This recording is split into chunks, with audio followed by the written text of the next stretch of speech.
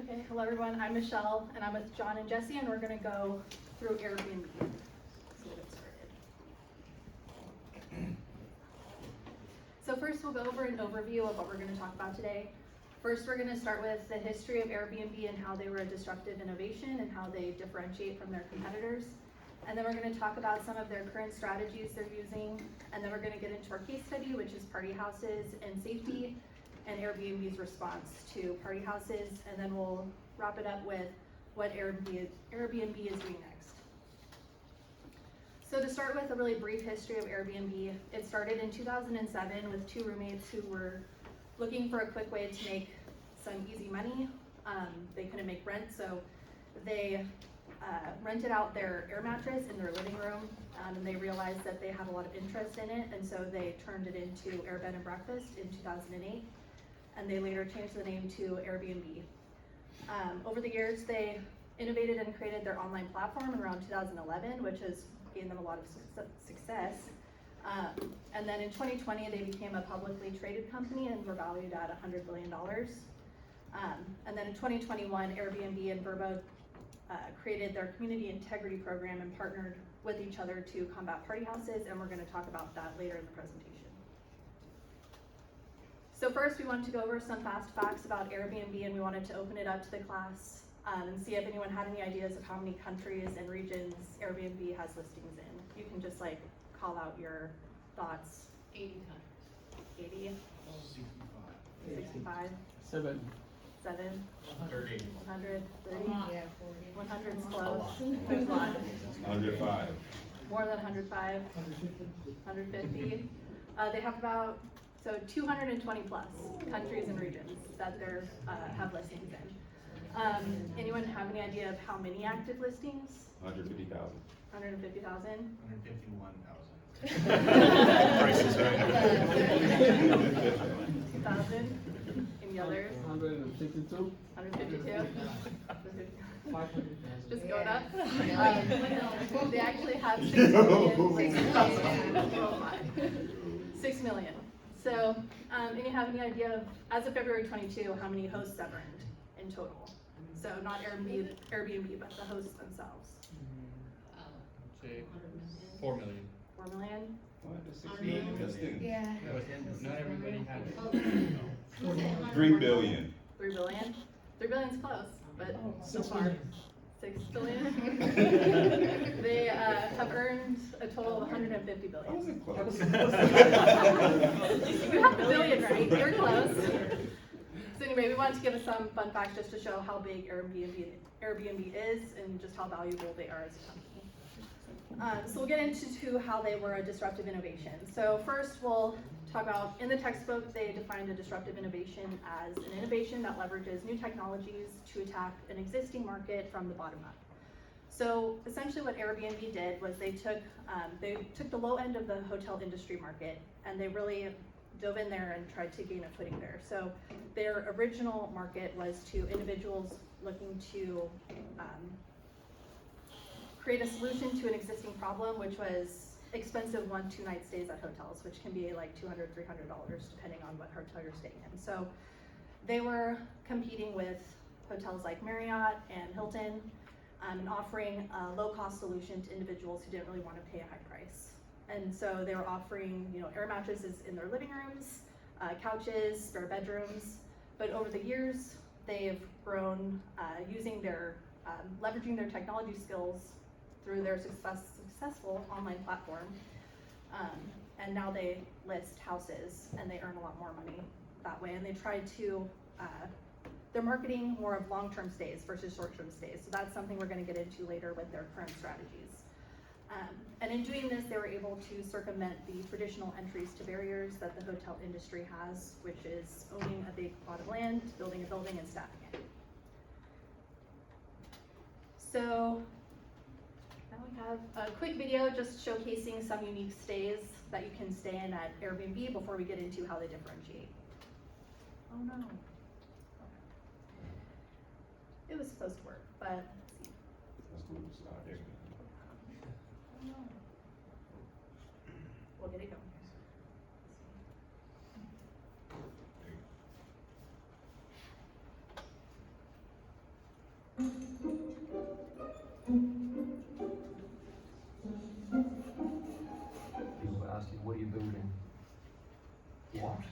Are you doing what?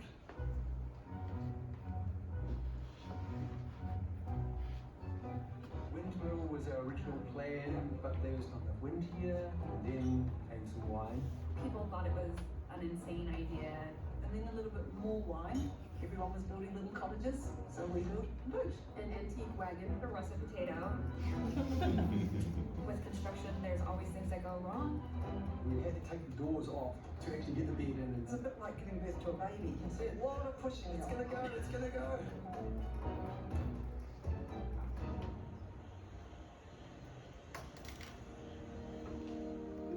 We started as an idea, but grew a business larger than we ever dreamed. A lot of people say that when they come here, they feel really inspired, and I'm just left with this lovely feeling of, yes, done it again.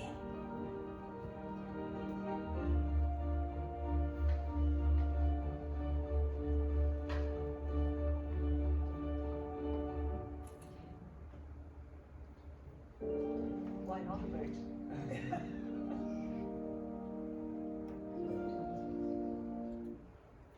So we just kind of wanted to showcase some of their more unique experiences that they offer.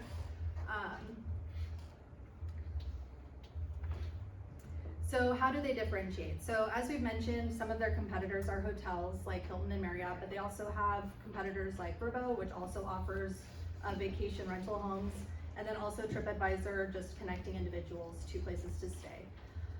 So how do they differentiate? Their big marketing strategy has always been selling an experience, not just connecting people with places to stay, but trying to create an experience for them that's unique to the traveler and the guest. One of their more similar competitors is Vrbo, and I actually didn't know this, but they started their company in the 90s, but I feel like everyone thinks of Airbnb when they think of rental homes, and they've really been able to market themselves as a unique place to stay, and so therefore they've really been able to differentiate themselves, and therefore they're not necessarily more successful, but they're what people think of when they think of a vacation rental home. And so, as I've mentioned, they're selling an experience, and then more recently they're selling more long-term stays, so you can work from home anywhere, especially to individuals who can now work remotely from home. So again, they sell an experience, so we wanted to showcase another quick video of what that means to the CEO company, or the CEO of the company. And I guess I'm gonna have to do this, sorry. The co-founders of Airbnb, Brian, Joe, and Nick. How are you? What started as a tiny idea in our apartment has blossomed into this global community. Because what Brian is about to show you is what comes next. We've been doing a lot of reflecting. Reflecting about what it means to travel. These posters promise travel that was an easy escape to magical worlds. But this is the reality. You're lying, you're an outsider, you're often doing things locals never do. For many people, travel's easy, but it's not magical. And if you want to have an amazing trip, you can literally spend as much time planning your trip as on your trip. And so we want to fix this. We think travel can be magical and easy. Homes, experiences, and places together, all in one place. Welcome to the world of trips. We have immersions, which are multi-day handcrafted experiences that allow you to immerse in the local community. And we have single experiences, which are just a few hours. Oh, what's this? Want to hang out with other travelers? There's a meetup happening at Tin Roof Cafe. Are you interested?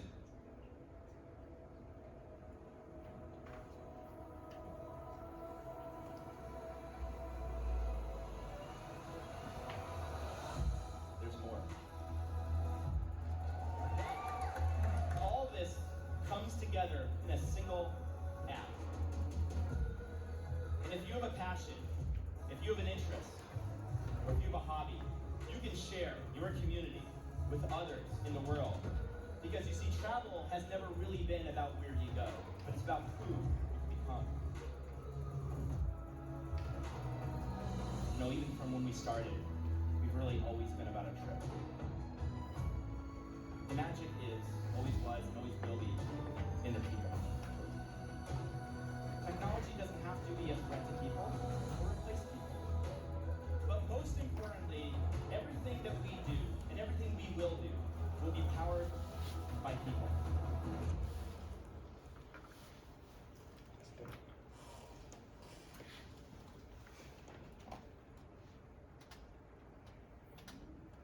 Let's now get into their current strategies. All right, everyone, my name is John, and I'll be leading you with the second part of our presentation. We're going to take a look at Airbnb's strategy. Through our analysis, we kind of took a look at where we feel that Airbnb started from and where they're going to be moving forward in the future. So to start off, I just wanted to highlight a quote from Brian Chesky, who's the CEO of Airbnb and also one of the 3 founders that started the company. And he had mentioned in one of his interviews that one of the founding ideas that started Airbnb was the idea that what if you could book somebody's house the same way you book a hotel worldwide? I think I got that right. I didn't look at the slide. But anyways, so it sounds like a crazy idea, and really it is. And I wanted to highlight this because if you have listened to Brian Chesky speak in interviews, I think he'd be one of the first people to really stand out and say, hey, our idea actually is really crazy. I mean, who's really gonna invite a stranger into their house to sleep on an air mattress on the floor? Sounds crazy then, and to me, honestly, it still sounds kind of sketchy a little bit now too, but they made a business model off it and were very successful from the start. So those ideas, they kind of fostered those. I mean, and Brian Chesky is seen on interviews saying that over and over again. He says those crazy ideas are really what we like. You know, because him and the other founders then and even now really see those as having the potential to be successful. So it's one of their founding strategies that they really sought out with and stepped off with when they started Airbnb. And I think that not shortly after they started their company, expansion was something that they really sought out to do. So within the first several years of establishing Airbnb, they acquired one of their German competitors, and that really marked the beginning of their international expansion. And in parallel with that, they also partnered with organizations such as the International Olympic Committee, as well as created several event opportunities for their hosts to offer free housing to victims of disasters, as well as refugees of international crises. So all that being said, what you can see is that this is quite a very big undertaking for a brand new company to start out with. And when you really take into account that this happened all within the first decade of their existence, it really is huge. And again, to go back to the CEO's conversations, when he reflects back on when they started this company, he'll say that, hey, when we started this company, we were all very young, very inexperienced, and some of the things that happen when you're young and not experienced and you are successful and you have that kind of capital to keep you moving forward is you make these commitments. They had multiple divisions within their company, multiple goals that they wanted to accomplish at the same time. So their ideas were kind of all over the place, but they were also very successful at making that happen. So that being said, in the early foundations, I would say that a lot of their guidance came from the top down. So when you look at the strategic management text, it talks about several ways of implementing a strategy. The first one is strategic planning, the second is scenario planning, and the third is strategy as planned emergence. And really, without getting to the weeds on that, what differentiates those strategies is really where the information, the guidance is coming from. And at this point in their establishment, I would say that although they were very outside of the box thinkers, they really did find out really quickly that they had to issue directions from the top. There was a lot of confusion when Airbnb first came out. I think the CEO had said that, you know, at first there was a rule where you had to have an air mattress. So it was confusing people because air mattresses are probably the most uncomfortable thing you can sleep on an entire planet, minus the floor itself. So it was confusing. So they had to issue that guidance up top just to make sure that things were able to get rolling. And as we'll see and we'll discuss here in a little bit, they start to narrow down that focus based off of world events. All right, so fast forwarding a couple of years, there's a big thing called COVID that happens, right? And I think that it really shapes the landscape for a lot of businesses that we're gonna be talking about for the remainder of the class. Airbnb was not excluded from that. And I think that what's unique about them, what we found out about their strategy now, is that they really highlight this new and emerging need that rose out of the ashes of COVID. I mean, we're still kind of climbing out of that hole, but what we see is, we're starting to get out, a lot of restrictions are being lifted, and there's overall a lot more travel that's starting to open up slowly but surely. And you would think that Airbnb would really capitalize on the travel piece, but if you listen, and we'll have an opportunity to listen to the CEO talk to this, but they're focusing a little bit less on the travel as a tourism piece and more as travel to enable remote work. So an independent survey that Airbnb had conducted, they interviewed about 7,700 of their own customers to kind of get what their experience was during COVID. And one of the things they found out was, one, prior to COVID, most people were booking, about a little less than half of the people were booking Airbnbs for less than a week stay. So very temporary, short-term rentals. As we emerge into the post-COVID landscape, nearly half, I think it was about 49% of the bookings were for a week or more. So that, combined with the new work landscape, which the CEO describes as the travel revolution, we're looking at people accepting more remote jobs, people willing to leave their current jobs to have something that's a little bit more hybrid rather than going back into the workplace.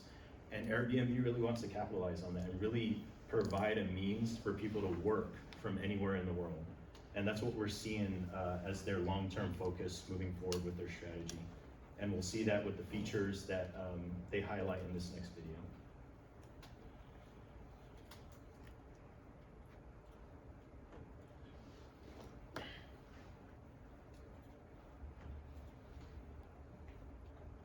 Brian, what's been on your mind? What's been on my mind is the whole world's changed. We live has changed. To give you an example, for centuries, people have been tethered to where they work, which meant they couldn't go very far from it. They were connected to it. First it was the farm, then the factory, then the office. But then the pandemic hit, and really turned the world on its head. There were these massive changes, and one of the really big changes is for millions of people, they've been untethered from where they have to work. They could go anywhere and work anywhere. It's a sense of freedom that people have never had before. Today, I'm working from a new place, and I'm excited to see it. I actually like walking into a house with a wonder, like, wow, I'm discovering this whole new world. But at the same time, I like walking like it's my home. And I just like immediately settle in. The first thing I do is figure out where I can put the laptop down and start working. Technology made it possible to work from home. But what Airbnb does is allow you to work from any home. And for the last year, we've been thinking about this and reimagining our service to respond to this moment. And I'm excited to share our winter release. It's got over 50 upgrades and innovations, and I'm going to show you 4 of them, starting with I'm Even More Flexible. In May, we launched I'm Flexible. It's a whole new way to search when you're flexible about where or when you're traveling. Now, since launch, I'm Flexible has been used 517 million times. This feature is so popular that today we're introducing I'm Even More Flexible. Let me show you. Airbnb has tons of unique homes, like tree houses, or A-frames, yurts. We even have entire private islands that you can book, and amazing pools. Well, today, we're introducing 4 new categories. First is ski and ski out. These are great for family or friends if you want to go skiing. We have homes that are off the grid if you really want to get away. We now have Lux. These are some of the most extraordinary homes in the world with 5-star service. And finally, my favorite, offbeat homes, like this one. You can sleep in a shoe, a UFO, a snake. Look at this. There's a potato, the sage. giant russet Burbank potato. So let's say I want to take a look at this property, and you can sleep in a potato. People are also more flexible about when they can travel. And this is beyond the 6-month date range we provided. So now you can search I'm flexible up to 12 months in advance. So as you can see, the date range now goes out an entire year. Now, among the big changes we're seeing is return of international travel. Lots of people will be looking for Airbnbs in different countries and in different languages from the ones they speak. And we wanted to make the translations on Airbnb better. Our new technology is called Translation Engine. But before I show it to you, let me show you how the old translation technology worked. So let's say you were looking for a place in France. I'm gonna type in Brittany, and I'd search. You get these listings. And if you didn't speak French, you'd have to tap Translate to English. And you get your translation. And here it is. House, feet in the water. We knew we could probably do a little better than that. So let's see how our new translation engine compares. Beachfront house. Now that's better. Now the translations now happen automatically without tapping any buttons. Translation engine automatically translates reviews as well. Reviews are really, really helpful when you're choosing your stay. And soon, over 5 million active listings will be translated into 62 different languages. And the translation engine will have translated 500 million reviews. Now, Airbnb has something for everyone, but it's important that everyone can use an Airbnb. To make Airbnb homes more accessible for a disability community, we've created Accessibility Review. Let's say you or someone you're traveling with uses a wheelchair, and you're looking for a place that doesn't have steps. You want a place with an easy to access entrance. So you just tap on filters here, go down the page to accessibility, and tap show all accessibility features.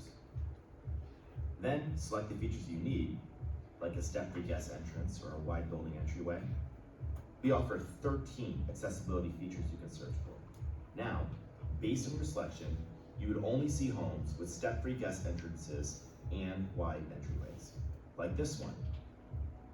Now, not only do you see photos of the specific features, but now each and every one of those photos is independently reviewed by 2 highly trained agents. If there's any discrepancy between these reviews, a 3rd agent is brought in to conduct an even more detailed review. Finally, it's sent to the Airbnb accessibility team for one last review. Airbnb agents have reviewed and confirmed the accuracy of accessibility features in 25,000 homes around the world. It may include even places you wouldn't expect, like this treehouse. More and more people are working from Airbnbs, so they need really good Wi-Fi. Now, we know this matters. Our Wi-Fi search filter has been used 288 million times this year. Now, to help our guests see how fast the Wi-Fi is before they book, we created verified Wi-Fi. Let's say you want to check the Wi-Fi at Niskey Business. This is my childhood home that I grew up at in Niskayuna, New York. You just go to the Niskey Business listing. Right here, you see it's got fast Wi-Fi. So now you can easily see the speed before booking. For hosts, we made it really easy to verify their Wi-Fi speed. Just go to where it says Wi-Fi and test the Wi-Fi within the app. Now, once I tap Add to Listing, it's verified on the listing page. And that's it. So now, when you book an Airbnb, you can be sure it has great Wi-Fi. Now, I've got one last thing to tell you about, and I'm really, really excited about this. You know, our hosts are our partners, and they're sharing their most prized and personal possessions, their homes. And we want to do everything that we can to protect them. And we want to provide extra reassurance for new hosts before they take that first big step. So today, we are introducing AirCover. AirCover is top to bottom protection for every host. Now, AirCover starts with the The rest amazing of this benefits video that essentially just goes over the insurance policy they've set up for their hosts. But the rest of the video we wanted to show you just to show kind of some of the creative ways that they're making it easier for people to book Airbnbs. So now we're gonna get into our case study and talk about party houses and safety.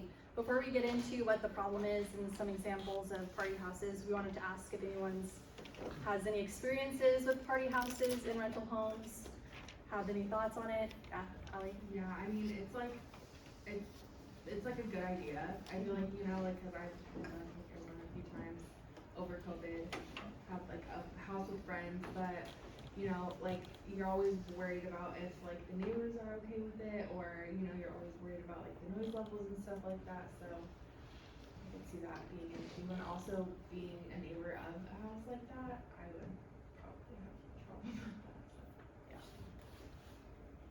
Any other thoughts or experiences with party houses? Noah? I'm just curious how they are going to be able to ensure that insurance is a part of it, and how will there be some sort of honor system where the person then who owns the house comes home and then reports everything? Because that also leaves the opportunity for the person that comes home and owns the house to try and do some sort of fraud, mess up things, report that in, and then they are liable, meaning the people that rented the house. I'm just curious how they will try and figure out how to work around that. That's a good point. I didn't come across that, but I think they have ways of checking kind of when the damage was done, but that's actually a good point. Yeah. I have my family and I have a rental property down in Southern Oregon. We don't use Airbnb a whole lot, but we have in the past. We did have one guest who like hosted this huge party. They cleaned up, everything was nice and clean and nothing was broken, which was great. But in part of like the community rules, because it's in this like specific area, you can't have large parties. So then we got this huge fine from the neighborhood, and then we had to go through all the steps to make sure that they paid the fine. And like as respectful as a party could have been, it still was like such a huge hassle. Any other thoughts? No? Okay. Oh, Camila. Oh. I also have another one from a little bit of research that I did a few years ago on Airbnb. They had this whole issue with landlords being allowed to video you in the common areas and whatnot. I'm curious how that will also pose some sort of issue with people being intoxicated, and then also potentially, who knows, underage drinking and all of that in terms of, you know, being able to look at the video. You are no longer allowed to film inside the home. I do know that. You can have like the Ring doorbells outside and the security cameras. You cannot film inside the house anymore. And I'm going to talk about that just a little bit, because it is one of the things that we wanted to encourage everyone to think about. You know, if you were to propose a solution to something like this, it is a big problem that plagues the industry a little bit. And yes, the cameras are, in my opinion too, they can be a little bit creepy too, right? Yeah. To think about, you're in somebody else's house, how many cameras are around here, you know? But it is something that, you know, we need to look at it from the owner's perspective, from the company, and the people who are actually going to be trusting, you know, their safety to the place. So yes, there's definitely a lot of considerations, and we'd like everyone just to kind of think about that. You know, if you're going to propose a solution to a problem like this, like what would you do, or what would you suggest a company like Airbnb would do to find the happy medium of not invading privacy but also keeping everyone safe? And we'll have that question slide up a little later, so we'll give you some time to think about it. Until then, we'll get started on the problem. All right, so when we started our analysis, we really started at square one, which is kind of defining the problem. Like, you know, for companies like Airbnb, what are some common problems that they experience, not only at startup, but, you know, in their industry as a whole? Like we mentioned before, it was kind of disruptive to the hotel industry. It kind of shook things up, but really made a new avenue to be operating in, as far as, you know, short-term rentals, you know, getting together with your families. It really made a whole different experience. So that was one of the things that we sought to keep in the back of our minds as we were pursuing our research. And I'd like to open up kind of with a general thought. So some of us own houses, some of us rent houses, you might live in the dorm, in an apartment, whatever the case may be, you've all lived somewhere at some point in your life. And I think that one thing that we can all kind of agree upon is that your neighbors really do make or break that experience, you know, unless you live in the middle of nowhere like I would like to at some point in my life. But for now, you know, if you live in a neighborhood, I mean, you're gonna have a neighbor, and if they're terrible, that could really change the landscape of, you know, am I gonna stay here for the rest of my life? Am I gonna raise my kids, things like that.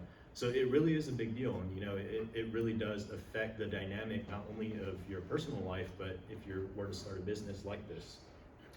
So me personally, I'd like to share a quick story. And I just moved to Washington maybe about 8 months ago, and ended up renting because I couldn't find, you know, $1 million laying around anywhere to buy a house around here. So I ended up renting a house. But I made friends with a few of my neighbors, and I was talking to one of my neighbors a few months ago, and he said, "Hey John, I'm actually thinking about moving." So we got to talking, and I was like, "Hey, what are you gonna do with your house?" He said, "Well, I think we're actually gonna list it on Airbnb." And he could probably tell from my expression, I hope not, you know, because I was trying to be, you know, pretty happy for him. But at the same time, I felt a little bit of anxiety within me, thinking that, oh great, now every few months or a few weeks, you know, I'm gonna have to play neighborhood roulette, you know, with whoever's gonna be staying here, who knows what they're gonna be doing. You know, and keep in mind, for me, I've lived in many states, I've lived around the world. I've never actually lived right next to an Airbnb. I've stayed in Airbnbs and, you know, try to be very respectful, never had a party or anything like that. But I think just that reputation and kind of hearing those kinds of things and knowing that at the foundation of where you live, you know, your neighbors really do complete that experience for you.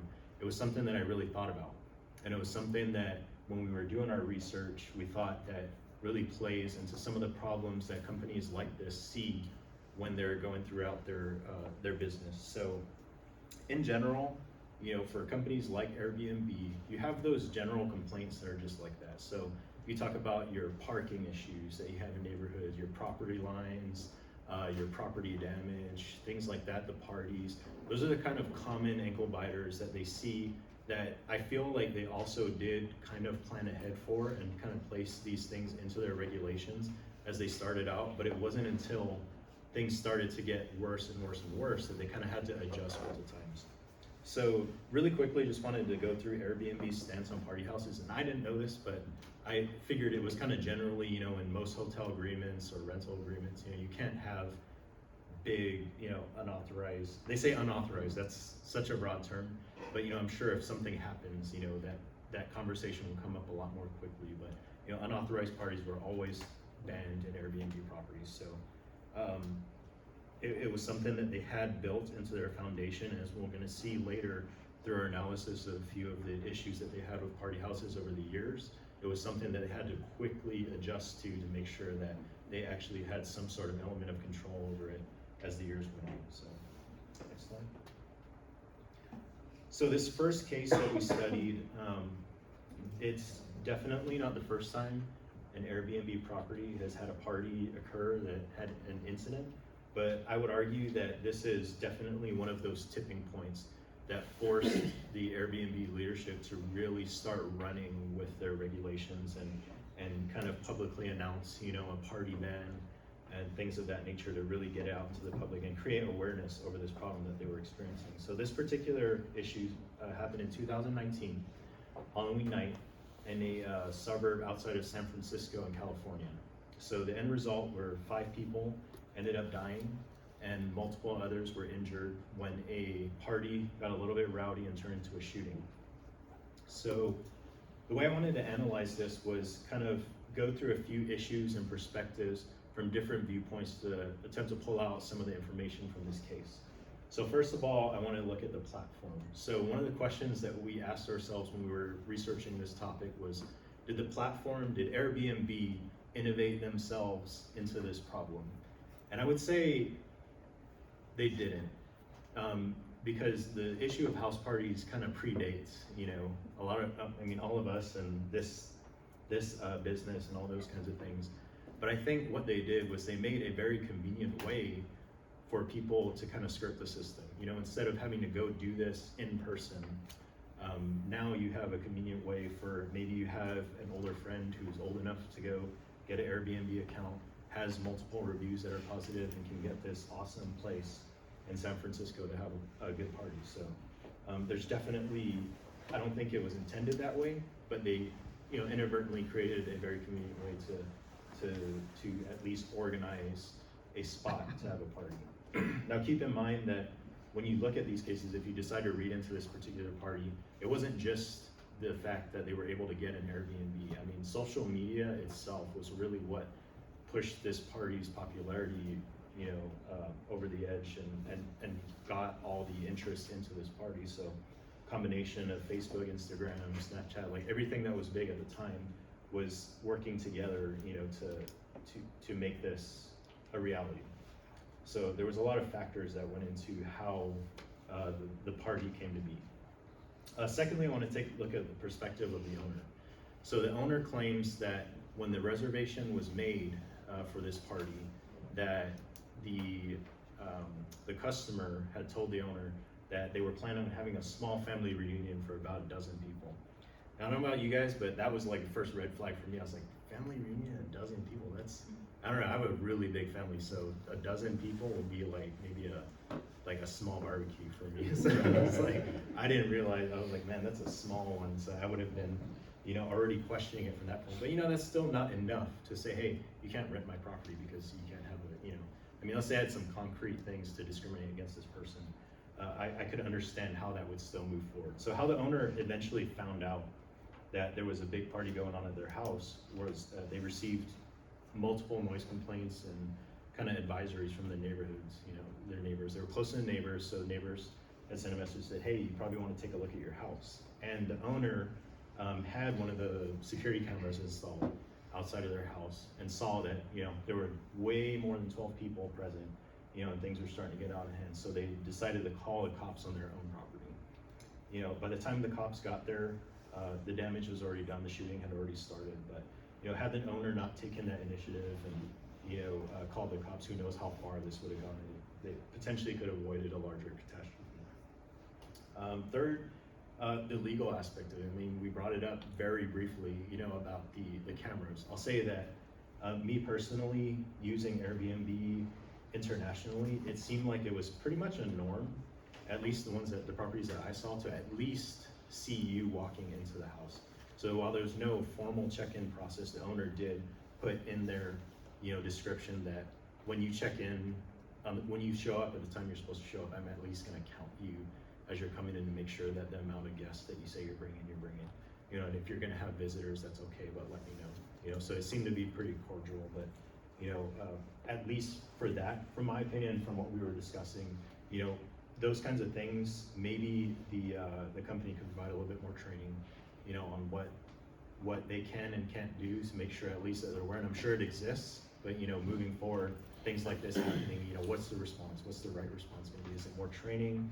Is it more awareness? Is it Airbnb providing those kinds of things? So that's the kind of things we think about legally, you know, as far as what the company can do. And then finally, from the perspective of the company, and I'll say that this, again, is kind of like a tipping point for Airbnb. Once this happened, I think it was within like 4 days or so, the CEO came up on Twitter and announced that he called it the 10-day sprint to changing the regulations within them and banning the house parties. And what they did was kind of a combination of different features on their app. I think it was very similar to what you would see, like, for instance, like in the rental car industry, where there's kind of an age limit. So if you were below a certain age, then you couldn't rent anything within a certain mileage distance of your hometown, unless you had a certain number of positive reviews. So there was a little bit of a experimentation process on what they were actually going to do with to see. And I would imagine that over the years, you know, they changed a little bit of these processes to adjust.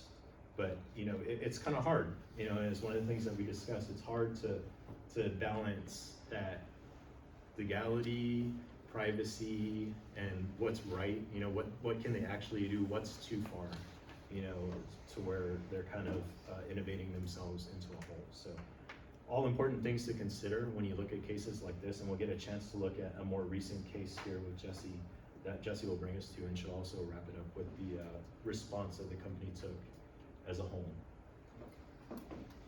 So their direct response after the Halloween party in 2019 was to create this global party ban policy, which they introduced in 2020. And essentially what it does is it prevents individuals who have historically had bad reviews on their stays.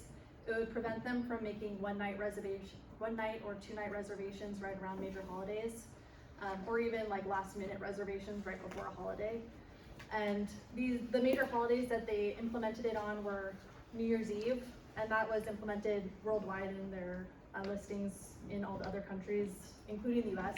But then also in the States, they have done this for Halloween and 4th of July as well. Essentially just to prevent parties from occurring like the one that we just talked about. So now we'll get into a more recent party house case. Alright, so going into our second story, as John mentioned, it's more recent. It happened just last month, April of 2022. And so it happened in Pittsburgh. And so as the story goes, a guest rented an Airbnb to host a party. The person had up to 200 attendees, which were mostly underage. And so things got out of hand, and it led to a deadly shooting that killed 2 people, 2 minors to be exact, and it left 8 others injured. And so Airbnb reported that the property host, so the owner of the property, specifically outlined that no such gatherings were allowed, but the person still went and threw his party. And so Airbnb reached the decision based on the global party ban that Michelle discussed to ban this guest for life on their platform, and they will be taking all legal measures to hold this guest accountable. Next slide. And so we know that Airbnb has that global ban on parties. This is where we kind of wanted to ask the question, if you have any other strategies you would suggest to Airbnb in response to party houses. Do you have anything to recommend the company to do? I would say maybe for parties, they can try to provide like a security, physical security to the house or the owner, whatever the party will be hosting. So it will probably tone down. Was there? Okay. Just so I feel like Airbnb, I mean, they take a lot of the steps. They make sure the person's reviewed. They now have that ID check where you have to take a picture of yourself and you have to upload your ID. You know, and as a host, you like ask all the right questions and you put it very specifically whether you can or cannot have parties and the limitations that you require if you are going to allow parties in your home. I feel like from a platform standpoint, Airbnb has done pretty much everything, and now it's kind of left to the homeowners. Like, I personally am like, anytime somebody's staying at our vacation property, I'm looking at the Ring doorbell. If the Ring doorbell goes off, I open it up because I want to see who's walking in the door, make sure it's not 20 million people. So if, you know, a whole group of people comes in, I can call right away. They have like the neighborhood police. Can go over there, try and kick everybody out. If that doesn't work, you get the real police over there and figure it out from there. So as annoying as it is, that is your property and you allowed someone to stay there. So I feel like Airbnb's response has been perfect and they're doing what they can. And then from there on out, the homeowners just need to be, you know, it's your home, you gotta be on guard. Felicia? I guess I never rented Airbnb. I have seen other people in their Airbnbs, but I guess I'm confused why they would even ban it. I would think it'd make more sense to me to have a subcategory for those who are willing to have parties at their houses, right? Designated party houses at a premium price. I just think it makes the most business sense to me. If you have a home in the middle of nowhere or whatever it may be, where you're okay with, because most of the time I know a lot of people who own Airbnbs and like it's not their home, it's not their main property, right? So it's not really your home in that aspect sense that's being, you know, messed up, whatever it may be, right? But that makes the most sense. Have a subcategory. That way you're less likely to have parties in the places that people don't want to have parties at. People are making extra premium money on their party homes, and people have those places, you know, to hold events or whatever it may be. And I'm confused about the whole ban part necessary. I think it is right that for the people who don't want parties at their home, right, to have that security and be able to say no and have there be consequences that people who throw, ragers at places where it was clearly defined as not okay, but to ban it entirely, it just doesn't make business sense to me. We can't allow parties at your property, right? You can, and They just do. banned the party house in terms of like these huge 200 people. Yeah, and I think that I did see a few interviews with their leadership where they did reiterate, they're like, we encourage gatherings. Yeah. It's just, again, I think they went a little bit into individual owners. There's rules for every specific property, what you can and can't do, and what they're trying to capture are the violators of the rules, which I think in this case, clear violation is pretty cut and dry, but there's definitely those cases, and I actually like the idea, maybe there is a place where it's like, have a subcategory like that. House and grant with 10 acres. pay for private You security. don't need Yeah. 10 acres if you Yeah. want. Yeah, just not in my neighborhood. I think a lot comes with that. So first off, to answer the question, I don't think that there's anything else that they can do from a prevention standpoint. From a reactive standpoint, they can continue to do things. But preventatively, again, it has to be on the individual homeowners. I think that the subcategory can also become a dangerous route to go down because the difference between house parties and a bar or a club or whatnot is that there's certain laws and regulations that are enforced now. At a house party, who's to stop the underage drinking? Who's to stop the violence that occurs? Like, there's no security mandate. There's no enforcement of laws in the house party. So now you're opening it up to a lot of things that can potentially really be illegal. So I think it's just a slippery slope to go down. We'll go to Camilla first and then. So to build off of what Felicia said, I think that is a great idea, but to top it up even more, enforce some sort of policy fee per person if in the category that is not party houses. If there were to be a party, then you have to pay a fee no matter if the house is perfectly clean, perfectly fine or not, per person who attended that party. It's just as a discouragement. Yeah. And then Alex. I've never used Airbnb, so I don't really know how it works, but somewhere it's like a normal rental agreement, there's like a security deposit. If there's maybe you're gonna say you're a party house, maybe having a security, like an extra security deposit, one would give the incentive of the person renting the place, is like, hey, I wanna get all my money back, but then two, it kind of makes the homeowner feel a little bit better about it, and then also, if there's a security deposit, it's probably gonna deter some of the younger kids from, hey, if there's a $2,500, it doesn't have to be that amount, but just an X amount might deter some people away that, wouldn't have that money to spend or whatever, I don't know, it's just an idea that comes to the top of my head. Yeah, and it sounds like they're really expanding now, they're doing all those experiences and everything else. Having this party house filter or category, it kind of opens them up to, they're kind of like a venue service now.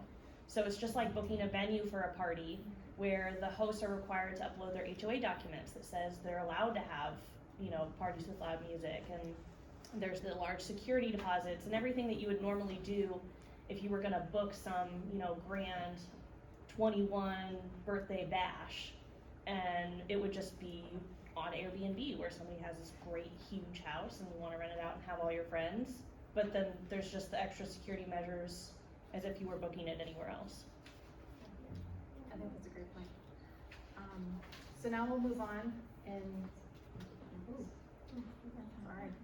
Yeah, so another way Airbnb is trying to crack down on party houses is that last year they announced a partnership with Verbo to kind of combat that party house issue, right? And so we saw this cooperation as co-opetition, as we learned in the strategic management text. It's defined as cooperation by competitors in which Airbnb and Verbo are in the same industry to achieve a strategic objective.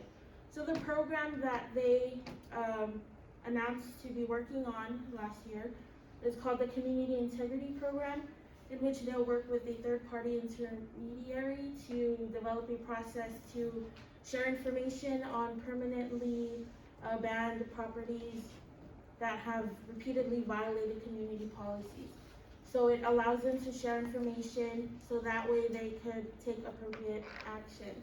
And so they did come out with this program earlier this year, and they have invited everyone in the short-term rental industry platforms to join in and use the programs. That way they can all share information. And so in this quote we have at the bottom of this slide is from their news release from last year. You can follow along as I read. Industry collaboration is an important step in narrowing enforcement gaps and prioritizing the safety of the communities in which we all operate. So we know it's an issue that they all face, and what they're trying to say is that one platform and even two platforms is not sufficient enough to tackle the problem, and so an industry-wide effort is required. And as for the company's plans moving forward, they will be opening their technology hub later on this year in Atlanta. It'll be a home for one of its product development teams, in which they will create a lot of new high-skilled jobs and programs that will expand on innovation and entrepreneurship, allowing residents to pursue career opportunities. Next slide. And so this flexible booking browsing tool was shown in the last video that we played for you guys. We thought it was really innovative because it is a new and improved way to look at bookings and listings. And so like the CEO was showing on his phone, you could now browse or look at listings in 3 ways. So flexible dates for people who do not have like a specific time that they would want to go on vacation, or if they want to go stay at an Airbnb. And then there's flexible matching that'll give a longer list of listings when searching for a place outside of the search parameters. And then the third one is through flexible destinations, when a guest is trying to find a unique or one-of-a-kind property to stay with no specific destination. So if they have that flexibility to fly anywhere in the world. We thought it was a pretty cool feature. It was first launched in May of last year, and they keep innovating it and improving over time. So just at the end of last year, 2021, they added more categories to it. They added the offbeat category, and then the skiing, ski out, and the mansions. You can look at mansions. And they also, like the video showed, guests could now look up to bookings up to like 12 months out, which is really cool. And just last month, April 2022, Airbnb released information. They reported that this flexible booking browsing tool has been used over 2 billion times. Now, if you remember from the video, he said that by the end of 2021, it was used 517 million, and in over about 5 months or 4 months, it boosted up to 2 billion.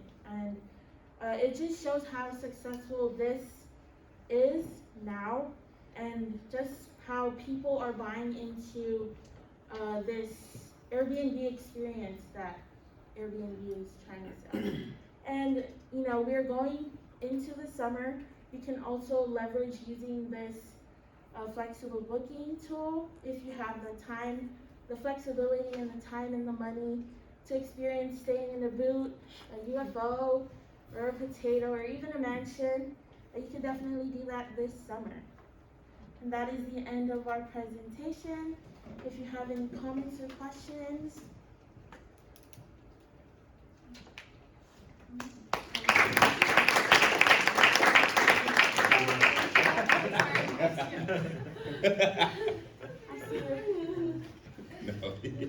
No questions.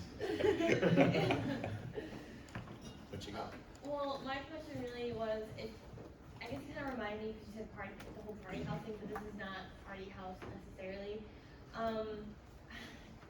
don't try to say how I'm phrasing, but making me seem like a weirdo. I know there was an issue a few years ago that like I like watched a news reporting about with people using Airbnbs to film certain kinds of things for their own personal web pages on a different site. And then like the owners were like, you know, finding out through other parties like, hey, isn't this your house? And has there been any way like them trying to like rectify issues with that, with people using their homes to film illicit things? Yeah. We didn't delve too far. I do know what you're talking about, and I will say that the personal story I did share about you know, having that concern with my neighbor. It was something that I did hear about. I didn't specifically read any dialogue from Airbnb. I think it might be one of those topics that they kind of address, yeah, either quietly or through other types of regulations that they have in there. Yeah, but it is a good point, because there's a lot of things that happen in these houses. Yeah, I mean, it's just like a hotel. It was a problem in the hotel industry, problem in the motel industry. I mean, there's just a lot of things that you can't really reinvent the wheel, I guess, when you're trying to figure it out. And I think it's one of the inherent risks of being a Airbnb host. You know, there's certain things, you know, that you just cannot regulate, you know, that go in your house. But again, you know, like I really do like the idea of taking that initiative. And you know, if you have specific sets of rules, or you have targets that you're trying to meet with your own property, it is your investment too, and it is your property. So perhaps. Yeah, and I think that a lot of the community seems to have taken that into their own hands too. I mean, if you just have to do a quick YouTube search, so many different investment opportunities and people that have been in that situation, you know, or have listed their own houses for sale, that have a lot of those kinds of opinions on how they avoid those kinds of issues. But that one's a really hard one. And I think that it's going to take a lot longer, you know, into the age of Airbnb to kind of figure out, you know, what's the right solution to those kinds of problems. Very good. Politically swayed around. Very good. Okay, very good. Let's take about 5 minutes for a break so that everybody can go out in the hall if you like. And then the next group can go ahead and get set up.